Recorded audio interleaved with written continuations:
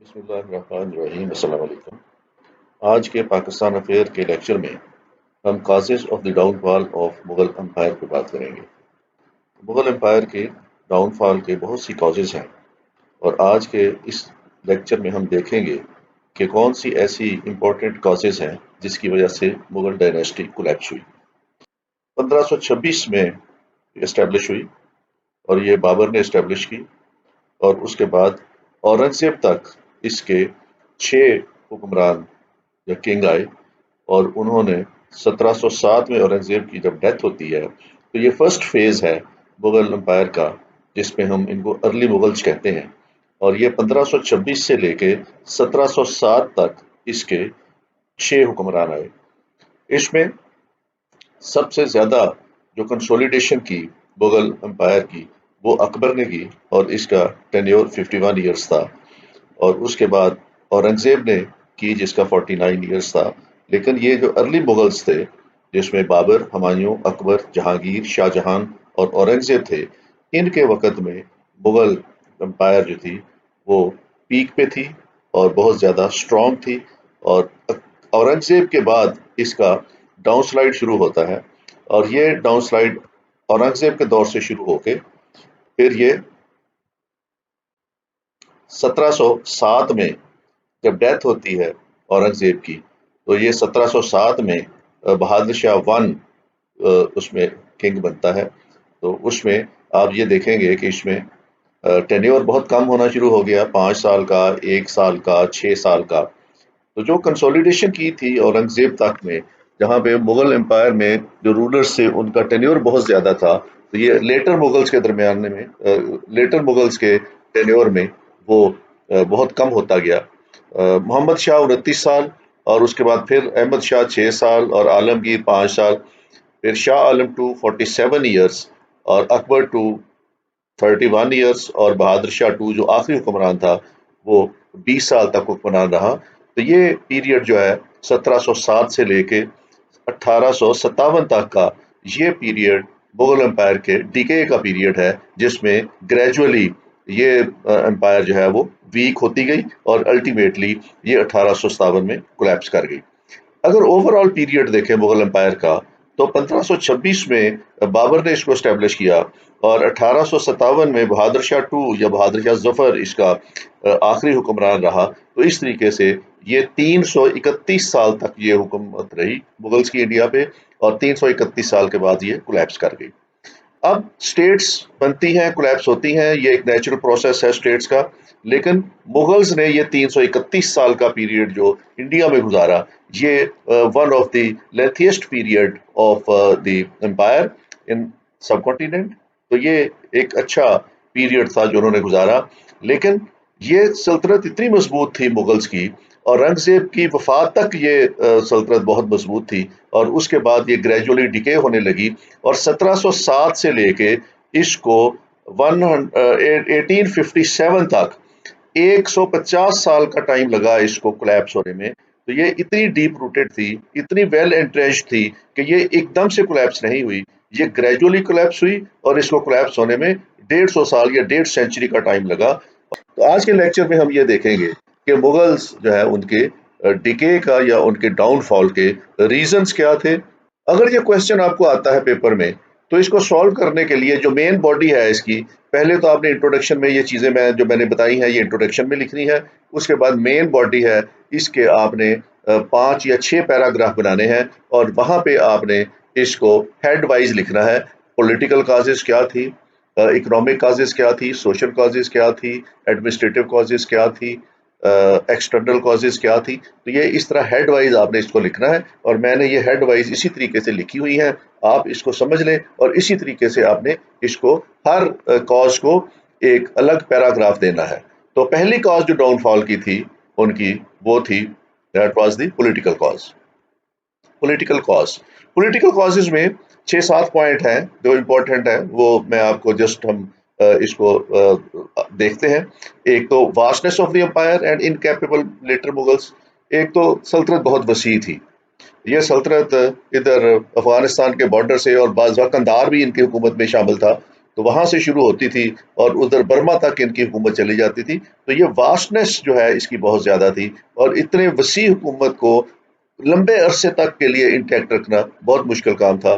اور دوسرا اس میں جو لیٹر مغلز تھے، جو ہم نے ابھی بات کی ہے پچھلی سلائیڈ پہ، وہ لیٹر مغلز انکیپیبل تھے. اورنگزیب کے بعد جو حکمران آئے، وہ اگر آپ ارلی مغلز کے ساتھ ان کا کمپیریزن کریں، ایفیشنسی کا، ڈسپلن کا، باقی چیزوں کا، تو وہ بہت انکیپیبل تھے، اور اتنے انکیپیبل تھے کہ وہ اس اسٹیٹ کو نہیں سنبھال سکے، اور آہستہ آہستہ پولیٹیکلی وہ ان کے ہاتھ سے سلپ ہوتی گئی. ایک مغلوں کا اور بہت بڑا فالٹ تھا، that was a political fault. They had absence of law of succession. ان کے پاس لا آف سکسیشن کوئی نہیں تھا. جب بھی کنگ فوت ہوتا تھا تو اس کی جگہ کنگ جب چنا جاتا تھا تو اس کنگ کو سکسیشن کے لیے باقی اپنے جتنے بھی کلیمنٹ ہوتے تھے ان کے ساتھ فائٹ کرنی پڑتی تھی، جنگ ہوتی تھی، ان کو ایلیمینیٹ کرنا پڑتا تھا، اور جو فٹیسٹ ہوتا تھا وہ سروائیو کر جاتا تھا، اور جو فٹیسٹ ہوتا تھا اس کو حکومت مل جاتی تھی. یہی چیز ہم نے دیکھی ہے. جب اورنگزیب نے حکومت لی تو اس کو اپنے بھائیوں کے ساتھ باقاعدہ فائٹ کرنی پڑی، جنگ ہوئی، اور اس میں اس کے بھائی ایلیمینیٹ ہوئے، تب جا کے اورنگزیب کو حکومت ملی. تو لا آف سکسیشن کی وجہ سے یہ پولیٹیکل انسٹیبلٹی رہتی تھی. جب بھی کنگ فوت ہوتا تھا تو اگلے کنگ کے سلیکشن میں پولیٹیکل انسٹیبلٹی رہتی تھی. بہت سے کلیمنٹ ہوتے تھے، اور جتنے کلیمنٹ ہوتے تھے اتنے ہی فیکشن بن جاتے تھے، اور وہ آپس میں ایک دوسرے کے ساتھ لڑتے تھے. اس سے مغل ڈائنیسٹی جو تھی وہ کمزور ہو جاتی تھی. ایک اور جو سب سے بڑا مسئلہ ان کو ہوا، اور وہ ہوا rising power of مراٹھاز and Sikhs. ایک تو دکن پالیسی اورنگزیب کی جو تھی اس کے بڑے نیگیٹو امپیکٹ پڑے مغل ڈائنیسٹی کے اوپر، اور مراٹھاز جو ہیں انہوں نے پوزیشن بہت اسٹرانگ کر لی اپنی پولیٹیکلی. تو اگلی سلائیڈز پہ ہم اس کو مراٹھا کو بھی ڈسکس کریں گے، اور الٹیمیٹلی پھر نادر شاہ کو اور احمد شاہ ابدالی کو آنا پڑا ان مراٹھاز کے ساتھ جنگ کرنے میں. تو اس طرح ایکسٹرنل فورسز کو موقع ملتا ہے مغلز کی انٹرنل سیکیورٹی کو ایکسپلائٹ کرنے کا، اور اس سے سلطنت اور ویک ہوتی ہے. جب ایک ایکسٹرنل فورسز آ جائیں آپ کے ملک کے اندر، اور آپ کی انیفیشنسیز کی وجہ سے، تو پھر اسٹیٹ جو ہے وہ اپنی سوورینٹی کھو دیتی ہے. اور مغل کے ساتھ ایگزیکٹلی یہی ہوا کہ مغلز اتنے ویک تھے کہ وہ مراٹھاز کو بالکل نہیں ہینڈل کر سکے، اور اس کے لیے پھر نادر شاہ کو اور احمد شاہ ابدالی کو آنا پڑا. منصبداری سسٹم تھا ان کا، اور یہ منصبداری سسٹم اکبر نے انٹروڈیوس کروایا تھا. اور وہ منصب دیے جاتے تھے جو ان کی نوبیلٹی تھی، اور اس منصب کے حساب سے اس کا پھر سٹیٹس جو ہے وہ متعین ہوتا تھا، اور اس کو سوار اور فوج اور جو پیدل فوج ہے اس کے حساب سے، منصب کے حساب سے رکھنے کی اجازت ملتی تھی. تو یہ منصبداری سسٹم لیٹر مغلز کے درمیان کے زمانے میں اس میں بہت زیادہ خرابیاں پیدا ہو گئی. یہ کرپشن کا شکار ہو گیا، اور پاور کی لسٹ آ گئی نوبیلٹی میں، اور اس لسٹ کی وجہ سے اور منی میکنگ کی وجہ سے منصبداری سسٹم اتنا فعال نہیں رہا جتنا ہونا چاہیے، اور یہ سورس آف کرپشن بن گیا اور انکم بن گئی. سسٹم کی ویکنس کی وجہ سے مغلز کا کنٹرول سٹیٹس کے اوپر جو تھا وہ کم ہو گیا، اور اس کا انہیں پھر پولیٹیکلی نقصان ہوا. Vested interest of the nobility. Indian nobility جتنی بھی تھی مغلز کے ساتھ، اس کے کئی سورسز تھے. اس میں ایرانی بھی تھے، اس میں افغانی بھی تھے، اس میں انڈین بھی تھے، اور یہ ہوموجینیس نہیں تھی. اس کے اندر بہت سے گروپ بنے ہوئے تھے، اور یہ گروپ ہمیشہ پاور کے لیے اسٹرگل کرتے رہتے تھے. اور ان کی اسٹرگل کی وجہ سے لیٹرز مغل کے دور میں پھر یہ انٹریگ شروع ہو گئی، اور اس سے پولیٹیکلی مغلز ویک ہوتے چلے گئے. Lack of common cause among rulers of various states. اس میں جب ایسٹ انڈیا کمپنی آتی ہے تو اس وقت انڈیا جو تھا اس کے اندر بہت سی اسٹیٹس آپریٹ کر رہی تھی. وہ کسی نہ کسی طریقے سے مغل امبریلا کے اندر تھی، لیکن رولرز جو تھے وہ بہت حد تک اٹانومس تھے اور وہ انڈیپینڈنٹ تھے. اور جب ایسٹ انڈیا کمپنی فائٹ کرتی تھی کسی بھی اسٹیٹ کے ساتھ، تو ایڈجوائننگ جتنی بھی اسٹیٹس ہوتی تھی وہ کبھی بھی پروٹیکشن کے لیے آگے نہیں جاتی تھی، اور وہ ایک سائلنٹ آن لوکر کے طور پر وہ دیکھتے رہتے تھے کہ اسٹیٹ لڑ رہی ہے انگریزوں کے ساتھ، اور وہ کبھی ایک کامن کاز کے لیے اکٹھے نہیں ہوئے. وہ اسٹیٹس اکٹھی نہیں ہوئی، اور ون بائی ون انہوں نے ایسٹ انڈیا کمپنی کا مقابلہ کیا. کچھ نے ان میں سے بغیر فائٹ کے سرنڈر کیا، اور کچھ نے جتنی ان کے اندر ریزسٹنس تھی وہ شو کی. لیکن انڈین اسٹیٹس کبھی بھی اپنے کامن کاز کے لیے اکٹھی نہیں ہوئی. وہ اسی طریقے سے پولرائزیشن تھی، اسی طریقے سے ڈویژن تھا. اور یہ اس کا نقصان جو ہے وہ انڈیا کے ہوا کہ asset India company one by one Hare state کے ساتھ لڑتی گئی اور پروونس بائی پروونس انہوں نے علاقے جو ہے وہ فتح کرنے شروع کر دیے. تو کبھی بھی انڈین کامن کاز کے لیے اکٹھے نہیں ہوئے اور انہوں نے اکٹھے ہو کے کبھی انگریزوں کا مقابلہ نہیں کیا. اس کا انہیں نقصان ہوا. تو یہ پولیٹیکل کازز تھی ڈاؤن فال کی جو میں نے انومریٹ کی ہے. اس کے بعد اگلی جو کازز ہیں اس میں ڈاؤن فال کی بڑی جو بریکٹ آتی ہے اس کے اندر that is the military, weak military. جب بابر آیا اور اکبر کا دور تھا تو اس وقت مغل ملٹری ایک ماڈل آف ایفیشنسی تھی. اس کے اندر بہت زیادہ ایفیشنسی تھی اور وہ اپنے بلبوتے کے اوپر انہوں نے پورا انڈیا کو فتح کیا. نہ صرف فتح کیا بلکہ انڈیا کو انہوں نے کنسولیڈیٹ بھی کیا. لیکن with the passage of time جب لیٹر مغلز آئے اورنگزیب کی وفات کے بعد تو اس میں مغل آرمی میں ڈیٹیوریشن آتا گیا، وہ گراوٹ کا شکار ہوتی گئی. تو ایک وقت وہ آیا کہ یہ آرمی اپنے ملک کو ڈیفینڈ کرنے میں بھی ناکام رہی. تو Mughal army lack national character, ان کے اندر نیشنل کریکٹر نہیں تھا.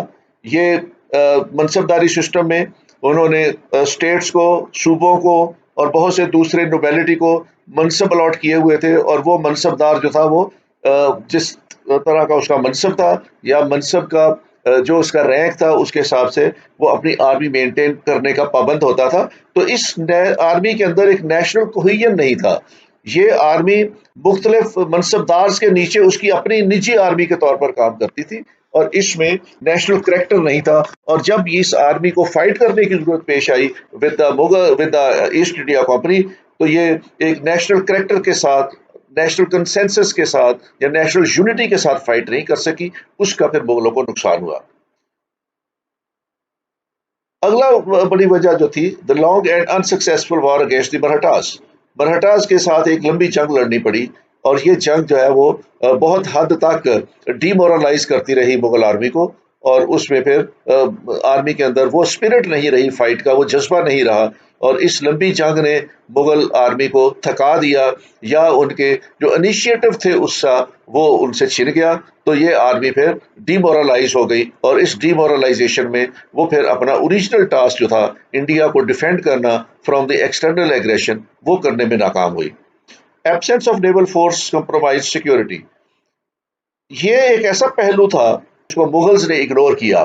مغلز نے فوج بنائی جو اورنگزیب کے بننے تک وہ ماڈل آف ایفیشنسی رہی، لیکن جتنے بھی مغلز تھے انہوں نے نیول فورس جو تھا اس کی ضرورت اور امپورٹنس کا نوٹس نہیں لیا اور انہوں نے اپنی نیول فورس نہیں بنائی. اور نیول فورس نہ ہونے کی وجہ سے یہ سی کی طرف سے جتنے بھی یورپین کالونائزیشن کے لیے فورسز آئیں یہ ان کو افیکٹولی چیک نہیں کر سکے. انہوں نے نیول بیسز نہیں بنائے، انہوں نے اپنی نیوی نہیں بنائی اور ان کا جو کوسٹل بیلٹ تھا وہ اوپن تھا فار ایوری یورپین. اور اس میں پھر ہم یہ دیکھتے ہیں کہ یورپین میں ایسٹ انڈیا کمپنی برٹش وہ تھی، اس میں فرینچ آئے اور اس میں پورچگیز آئے. تو یہ ان کو نیوی کا جو نیول فورسز کا ایبسنس تھا اس کا پھر ان کو خمیازہ بھگتنا پڑا. کرپشن نیپوٹزم ان منصبداری سسٹم ان دا آرمی، یہ ہم پہلے سلائڈ پہ پولیٹیکل والی پہ بھی دیکھ چکے ہیں. Demoralisation of the Mughal army, absence of modern war technology, no comparison with East India Company. ایک تو ڈی مورلائز تھی مغل آرمی اور ان کے پاس ماڈرن وار ٹیکٹکس نہیں تھے، ٹیکنالوجی نہیں تھی اور یہ ایسٹ انڈیا کمپنی کے مقابلے میں ان کے پاس اکوپمنٹ جو تھا وہ ایٹیکیٹ نہیں تھا اور اس کمپیریزن کا نہیں تھا، اس توڑ کا نہیں تھا جو ایسٹ انڈیا کمپنی کے پاس تھا. دے ور انفیریئر ان ٹیکنالوجی، دے ور انفیریئر ان ویپنری. تو اس لیے ان کو ویک ملٹری کی وجہ سے ڈاؤن فال ان کا ہوا. اس کے بعد اگلا جو اگر ہم اسٹیپ دیکھیں تو سوشل اور کلچرل کازز تھیں. سوشل کلچرل کازز میں جو سب سے بڑی کاز تھی ان کی that was lack of nationalism. India میں کبھی بھی نیشنلزم نہیں آیا. انڈیا ہمیشہ پولرائز رہا. اس میں دو میں ایکسٹریم پوائنٹ آپ کو بتاتا ہوں. ایک تو اکبر نے کوشش کی نیشنلزم کی، اس نے ایک انڈین نیشنلزم کا کانسیپٹ دیا اور اس نے بلینڈ کرنے کی کوشش کی اسلام کو اور ہندوازم کو. اس نے دین الہی کے ذریعے ایک نیا سوشل کانٹریکٹ دینے کی کوشش کی جو ناکام ہوا. اس کو مسلمانوں نے تسلیم کرنے سے انکار کیا. اس کے بعد اورنگزیب نے ایک نیشنلزم کا کانسیپٹ دینے کی کوشش کی جو مسلم نیشنلزم تھا اور اس نے باقی جتنے ریلیجنس تھے ان کو پرسیکیوٹ کیا اور مسلم نیشنلزم انٹروڈیوس کرانے کی کوشش کی. تو یہ دو ایکسٹریم پوائنٹس تھے مغل میں. ایک طرف اکبر کا دین الہی تھا اور اکبر کا کانسیپٹ آف نیشنلزم تھا، اور دوسری طرف اورنگزیب کا نیشنلزم تھا جس کو مسلم نیشنلزم کہتے ہیں. تو ان دونوں نیشنلزم میں جو انڈین نیشنلزم ہے وہ کبھی ایمرج ہو کے سامنے نہیں آیا. اکبر کے دور میں مسلمانوں نے کوآپریٹ نہیں کیا اکبر کے ساتھ، وہ اپنے ریلیجن کے اوپر ڈٹے رہے اور انہوں نے ہندوؤں کو اور راجپوتس کو انٹیگریٹ نہیں ہونے دیا ود دا سسٹم. اور اورنگزیب کے دور میں جو نان مسلمس تھے جس میں ہندوز تھے اور دوسری طرف بڑی حد تک جو سکھ ریلیجن اس وقت واز آن دا رائزنگ، انہوں نے اس کے ساتھ کوآپریٹ نہیں کیا. تو انڈیا کبھی بھی ایک نیشنلزم کے کانسیپٹ کے ساتھ آگے نہیں بڑھا. اس میں پولرائزیشن رہی ہے. مسلمان اور ہندو کبھی بھی ایک پلیٹ فارم پہ کبھی متفق نہیں ہوئے اور اس کا ان کو نقصان ہوا. Corruption in society particular in nobility. Later Mughals کے دور میں نوبیلٹی میں بہت زیادہ کرپشن تھی. وہ عیاشی بہت زیادہ تھی، لیجرز بہت زیادہ تھیں، وہ لگژریز اور لائف گزارتے تھے اور وہ ویلتھ بہت زیادہ ویلتھی تھی. نوبیلٹی کے پاس ویلتھ تھی اور اس کو استعمال کرتے ہوئے وہ رقص و سرود کی محفلوں میں اور ساری ساری رات جاگنا اور عیاشی میں زندگیاں گزارنا. تو اس طرح نوبیلٹی جو تھی وہ عیاشی کی اس حد تک عادی ہو گئی تھی، لگژریز لائف کی اس حد تک عادی ہو گئی تھی کہ اس طرح کی نوبیلٹی سے یہ توقع نہیں کی جا سکتی کہ وہ کسی مشکل وقت میں کوئی فائٹ کر سکیں، یا وہ مشکل وقت میں کوئی ریشنل ڈیسیجن میکنگ کر سکیں، یا وہ کسی مشکل حالات میں اس کو ملک کو مشکلات سے نکال سکیں. تو وہ اس حد تک اس دلدل میں پھنسے ہوئے تھے لگژریس لائف میں اور ویلتھی لائف میں کہ ان سے یہ توقع نہیں رکھی جا سکتی تھی کہ وہ انڈیا کو کسی مسئلے سے نکال سکیں گے. Social degradation and deterioration.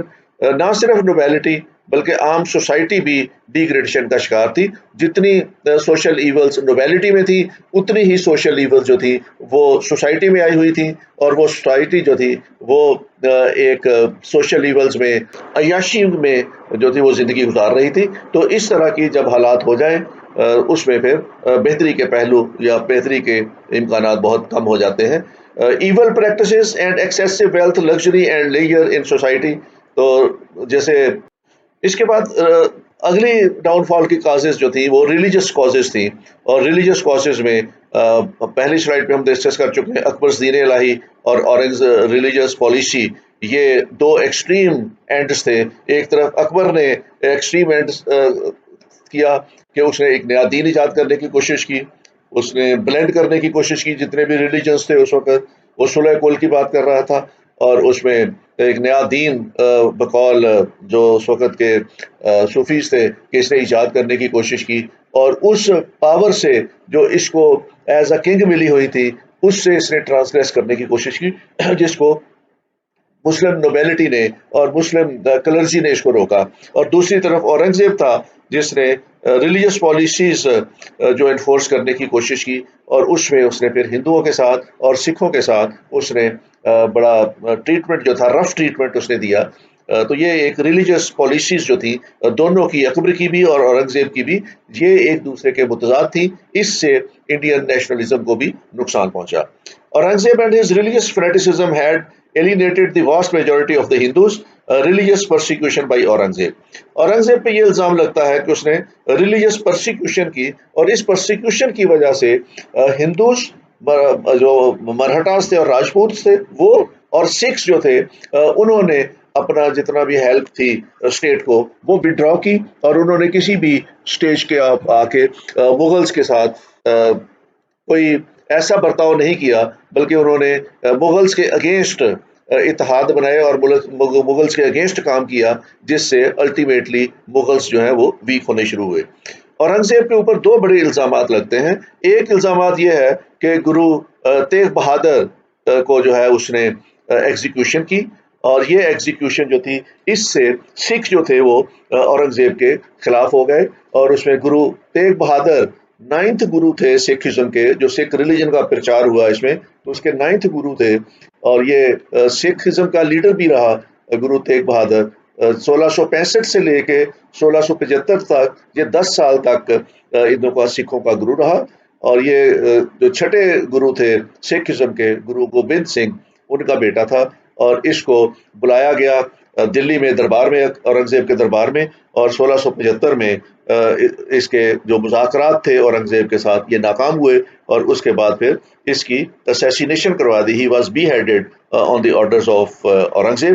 اس سے سکھوں میں اور مسلمانوں میں اختلافات کی خلیج جو تھی وہ بہت زیادہ وسیع ہو گئی، اور سکھوں نے پاور گین کرنا شروع کر دی، اور اورنگزیب سے کسی بھی قسم کا تعاون جو ہے انہوں نے اس سے انکار کیا، اور اس سے مغل جو ہے وہ ویک ہوئے. دوسری پالیسی جو تھی اورنگزیب کی، that was the persecution of Maratha leader Shivaji.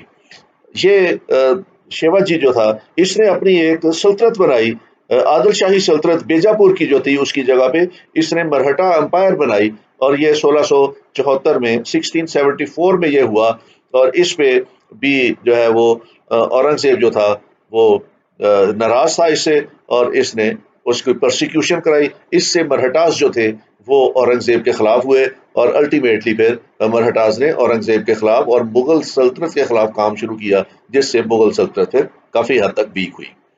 یہ ریلیجس کازز تھیں ڈاؤن فال کی.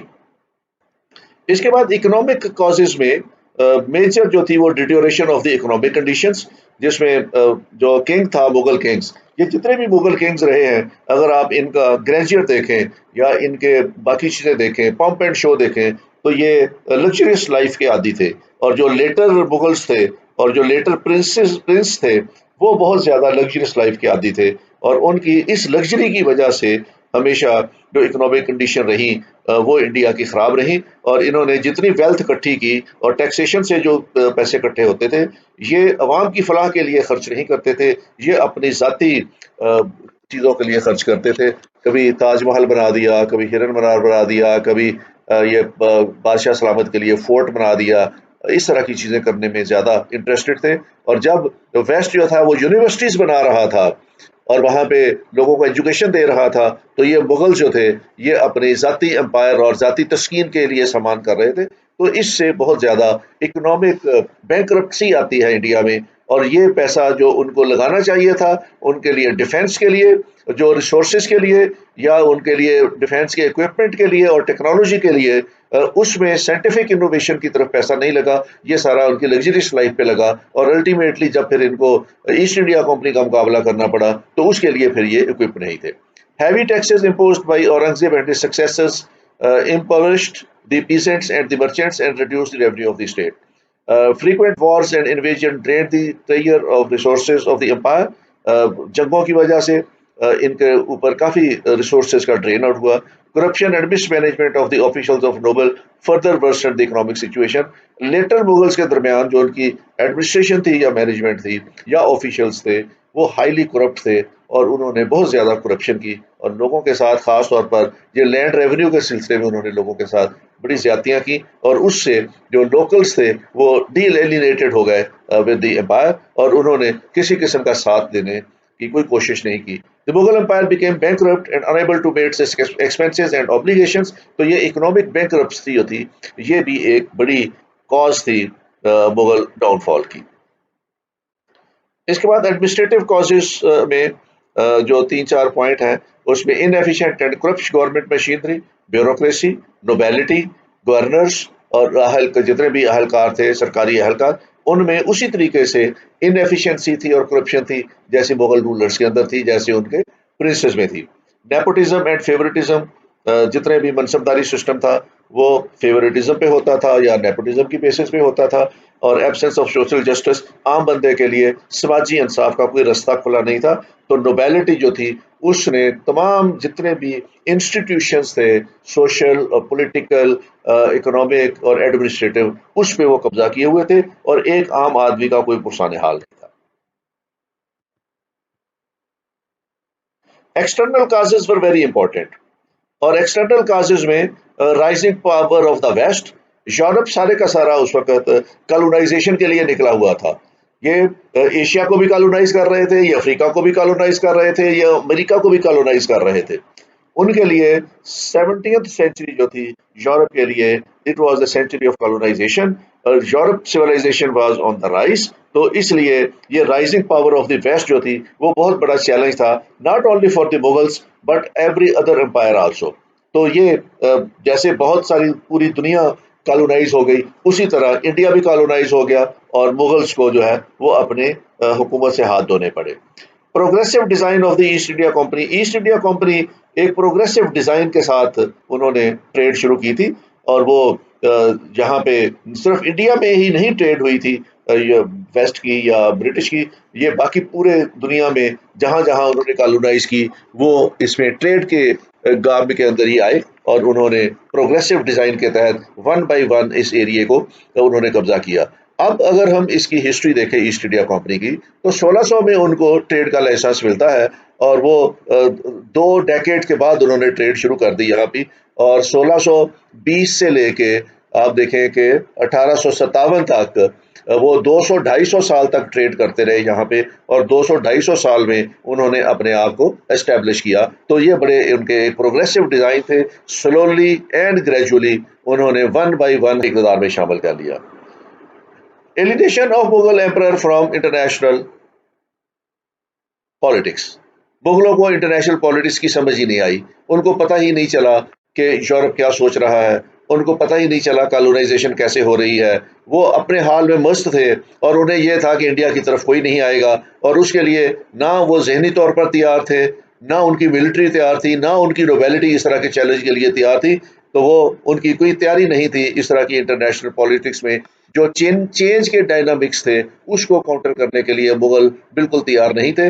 और जब ईस्ट इंडिया कंपनी आती है तो ये इनके पास कोई और चारा नहीं था accept to surrender to them. तो इस तरीके से जो मुगल है वो उनको डाउनफॉल का वो शिकार हुए हैं। अब इसके अंदर बहुत से रिसर्चिस्ट ने काम किया, और उन्होंने थेरीज दी हैं कि डाउनफॉल की क्या थेरीज थी। तो उसमें सतीश चंद्रा की थेरी है कि जागीरदारी क्राइसिस की वजह से मुगल्स डाउनफॉल हुआ है, और उसने अपनी बुक लिखी है parties and politics of the Mughal court. उसके बाद अतहर अली ने भी जागीरदारी क्राइसिस को ही मेजर कॉज कहा है डाउनफॉल का, और उसकी बुक है मुगल नोबेलिटी अंडर औरंगजेब। इरफान हबीब की एक रिसर्च है, उसने एग्रेरियन क्राइसिस को जिम्मेदार बनाया है, और उसकी बुक है agrarian system of Mughal empire. और रिचर्ड्स ने बेजागिरी को बनाया है, उसने कहा कि बेजागिरी was cast bye a deliberate policy of increasing the share of Khalsa revenue, ये जवाल का सबब बना है। इसके मुजफ्फर आलम की एक रिसर्च है जिसने रीजन सेंट्रिक अप्रोच को कहा कि ये उनके डाउनफॉल का सबब है, और उसने जो the crisis of empire in Mughal north India, Awadh and Punjab, तो ये 1707 से लेके 1748 तक के पीरियड के बारे में ये रिसर्च है। उसके बाद जादूनाथ सरकार की है deteriorating characters of the emperors and there nobles, ये दो इसकी रिसर्चेज हैं, एक फॉल ऑफ मुगल एम्पायर है और दूसरा हिस्ट्री ऑफ औरंगजेब है। इसमें उसने कहा कि डिटीरियोरेशन जो है वो एम्परर की और नोबेलिटी की वजह बनी है ये डाउनफॉल का। और ये अगर आपने डिटेल में चीज़ें पढ़नी हो तो उसके लिए रेफरेंस है decline of the Mughal empire, एक रिसर्च है जो डॉक्टर अंजलि यादव की, जिसके अंदर उन्होंने ये सारी कॉजेज डिस्कस की हुई हैं। अगर आपने मजीद डिटेल में पढ़नी है तो आप इस बुक को पढ़ लें, तो आपको और ज़्यादा इंफॉर्मेशन डिटेल के साथ मिलेगी। तो ये थी causes of the downfall of the Mughal empire. Thank you very much, take care, खुदा हाफिज़।